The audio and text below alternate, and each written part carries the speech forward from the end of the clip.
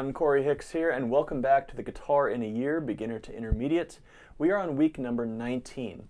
Today we're going to be finishing up all of the different bar chords on the A string, and then we're going to be talking about our pentatonics. The PDF today, which is available over on Patreon, just go to the description below, is going to be talking about all of these 96 bar chords that we've been discussing in the last couple of weeks, and also the 24 pentatonic shapes that we've been talking about. And actually they're not different shapes, they're just one shape that we can find 24 different scenarios that we can use them in. So we're going to get started on the A string today, and then we'll get on to those scales later on. And the first thing that we want to know is that these bar chords are derived from our open position E major and A major chords. So, like last week we were talking about this bar chord which came from that E shape. Well, our A chord, which we do have a lot of different ways that we can play that A chord, is going to be the shape we're using this week. Now, sometimes we'll play it like this,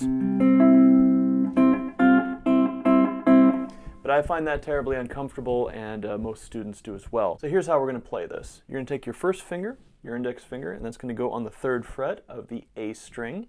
And then we're going to take our ring finger, and that's going to bar the D, G, and B strings. Now the high E string is being touched by the back part of that finger, but that's okay. But we're not going to strum it. If you do happen to strum it, you're going to get a sound that you probably weren't expecting, but that's a major 6 sound, like C major 6. So if I play a C major scale, 1, 2, 3, 4, 5, 6, it's introducing the 6th note of the scale. We're not there yet, don't even worry about it. We're just going to be playing those basically middle strings of the guitar. Okay, so how do we take this chord and turn it into 12 major triads? Of course, we're going to do cycle 4. All of those notes are written out on the PDF, so we have C, F, B flat, E flat, A flat, D flat, F sharp, B, E, A, D, and G. Okay? So when you're practicing these major chords, you could even do a set where you're doing like the C chord here and there. There's my F, my B flats, my E flats. I could do my A flats here, D flats here, that type of thing. But we'll get into that a little bit later. Now, you have noticed that when we take a major chord and we turn it into a minor chord, we always take that major third and we lower it by a half step. So for example, when we had a D chord, that high E string was the major third. We lowered it, and that's how we got a D minor chord. Okay? So taking our A chord, that major third lowers by a fret, giving us the A minor. So, how do we do it on the bar chord? Well, that B string note needs to come down by 1 fret. Now we can't do it with that one finger, so we do have to refinger this chord, okay? The way we're going to do that is pointer fingers on the A string at the 3rd fret, ring fingers on the D string. This is going to make like a power chord. We've talked about that before. The pinky is going to be the top note of that power chord, okay? And then our available middle finger is going to be playing the B string on the 4th fret. Now here's a little secret for you. If you are already comfortable with your major chords that we've done on the low E string, what you can do is take that G major bar chord on the low E string and move every finger up a string set. Remember, up is towards the floor.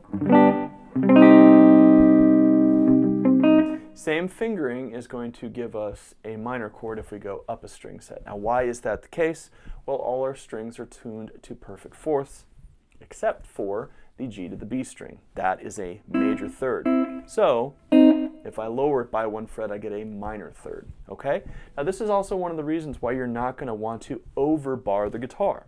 So I've noticed that some people will bar their A string chord all the way down to the low E. That's unnecessary. You do not need to do that. And it will also confuse your hand because there's a C minor. If you accidentally play this, if you look at my hand, there's not very much movement between the two of them, okay? C minor and G major will very rarely be in the same song. So if you are accidentally playing a G major or a C minor instead of each other when you're playing a song because you're just used to borrowing everything, it will cause problems. I've seen students in the past, they want an E flat minor chord, but they accidentally play B flat major, or they want an F major chord, but they accidentally play B flat minor. Because those chords are rarely in the same key or song together, it's rather a disastrous sound when it happens. So just bar to that A string when you're playing these chords, okay? So now, of course, we have 24 bar chords on the A string. I have C minor, F minor, B flat, E flat, A flat, D flat, F sharp, B, E, A, D, and G, okay? Now, when we turn this into a dominant seventh chord, we're going to go back to that original major shape. If you recall to last week when we took our major chords, like that F major, we dropped the pinky. And that gave us an extra note, the fourth note, which is 1, 2, 3, 4, 5, 6, flat 7, okay? That flat 7 is turning it into a dominant seventh chord. So it's basically like that octave note in the chord is going to be lowered by 2 frets, which is what's going to give us that flatted seventh. So that's a C, and that's a C. That note goes down by 2 frets. The way that we finger this is kind of awkward at first. I'm putting my first finger again on that root, the C note. My ring finger is going on G right there, and then my pinky is going to go on the B string on the 5th fret. That G string note does need to go underneath your fingers all the way to the 3rd fret. Now, for a lot of students, that can be a little bit of an issue. But again, just like I always suggest, play these chords 25 times a day if you need a little bit of help. Remember, take your hand off the neck. This is what's going to cause you to develop the muscle memory required here. So on our way to 36 chords, here's our 12 dominant sevenths: C7, F7, B flat 7, E flat 7, A flat 7, D flat 7, F sharp 7, B7, E7, A7, D7, G7, okay? So those are all our dominant seventh chords that we'll be using on that string set. Okay, one more to go. We're going to take that dominant seventh chord. That pinky note needs to go down by a half step, which is going to give us the flatted third. We're just going to use our middle finger to do that. So we have C minor 7, F minor 7, B flat, E flat, A flat, D flat, F sharp, B, then E, then A, then D, then G, back to C. Okay? So when you are practicing these chords this week, what you could possibly do after you get familiar with the A string voicings is to put them into sets. Meaning I'm going to play, here's a C major, okay? Then I'm going to go F major, B flat major, B flat major. Then I'm going to go E flat major, A flat major, A flat major. Then I have D flat major, F sharp major, B major, B major, E major, A major, D major, G major, G major. And then I would do it with the minors: C minor, F minor, B flat minor, E flat minor. Then you go all the way through the dominant sevenths: C7s, my F7s, my B flat 7s, my E flat 7s, my A flat 7s, my D flat 7s, my F sharp 7s, my B7s, my E7s, A7s, D7s, and finally G7s. And then do the same thing with the minor 7s as well. So this is how we get to 96 chords. And you could probably spend the rest of your life just learning songs now that you know these shapes. Of course, you're not going to get a lot of the more interesting aspects of guitar, but there have been a lot of people through the years that have, basically just learned these bar chords and away they go. Just because a song asks for this B7 doesn't mean that you can't play this B7. You can substitute these whenever you want for whatever chord you want, okay? So you don't have to use the very specific voicing that's in a song. Obviously, if you want to get a perfect performance or get it note for note to the original, you would. But in the beginning stages of playing guitar, close enough is good enough. So, all right, next we're going to talk about our pentatonics, okay?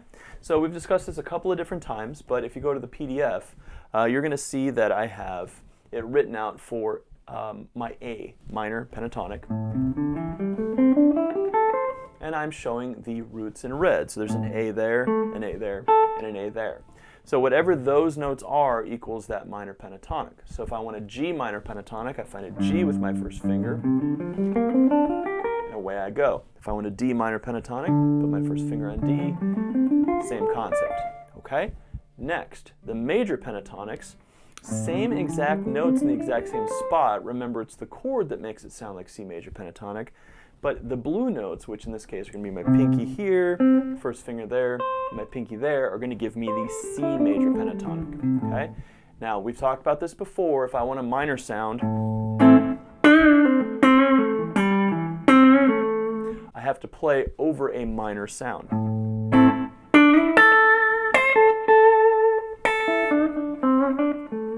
But if there's a major chord being played,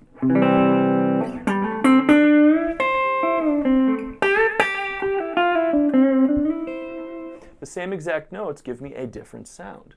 This is all part of how music works. We're going to get through a lot of this when we talk about modes and chord scales later on in the course. But for now, just understand that if you want to play over a D major chord, just find a D note on the low E string with your pinky, and you'll have your scale. If you want a D minor sound, first finger goes on D. Okay? Next, we're going to talk a little bit about what the proficiency exam is going to be like next week. Next week, what we're going to have is a play-along track, okay? And it's not going to be a very harmonious song because it's going to have the kitchen sink thrown at you. Basically, it's going to ask you to play things in time, and you might have to play various chords at various times. There'll be a lot of different surprises. It might say, play me a D flat dominant seventh, you know, and then you'll have to grab one. It might be various chord progressions or scale patterns, power chords, anything that we've talked about at this point in the course, okay? So it might be note recognition, it might be power chords, it might be bar chords, it might be that major scale idea that we've talked about. So these are all things that might be on that proficiency exam, okay? So if you've been following along with the course every week, you are going to be totally fine. It'll be a really good way to kind of do a self-check and to see how far you've come and to see what you need to work on in the future. And if you can't get through it the first time through, don't worry about it. I'm going to have the MP3 and the PDF over on Patreon so you can take the proficiency exam as many times as you like. And one last thing for today, I'd like you all to get a copy of William Levitt's Modern Method for Guitar. This is the Berklee College of Music method book, volumes 1, 2, and 3. It comes in one big book. It's not very expensive, and if you want a cheaper way to get a hold of some of the information, you can contact me and we can kind of talk about that. It has been proven to be one of the best method books for guitar on the market, and we're going to be using it for a little bit of supplemental material here in the Guitar in a Year course, specifically about learning how to read music. So that's one of the things that's going to be coming into our sites in the next section of our course, okay? So Modern Method for Guitar, volumes 1, 2, and 3. Reach out to me if you have any questions about that. Otherwise, next week we will be doing the proficiency exam for week 20. So those will happen every 10 weeks. The final one will be a couple weeks long. So there's one at week 10, one at week 20, one at week 30, one at week 40, one at week 50 and 51, and then 52. Week 52 is going to be the introduction to the intermediate course. Okay, so thanks again for joining me here at Guitar in a Year. And if this has been helpful and you haven't subscribed yet, what are you doing? Hit that subscribe button. It really helps out the channel. I got another 30 weeks of this going on, so I hope you stay with me through the whole thing. Also, head on over to Patreon for all of the MP3s, PDFs, the guitar book that we're putting together, tablature, and all that good stuff as well. All right, well, I hope you have a great week. I will see you back here next week for the proficiency exam. Peace.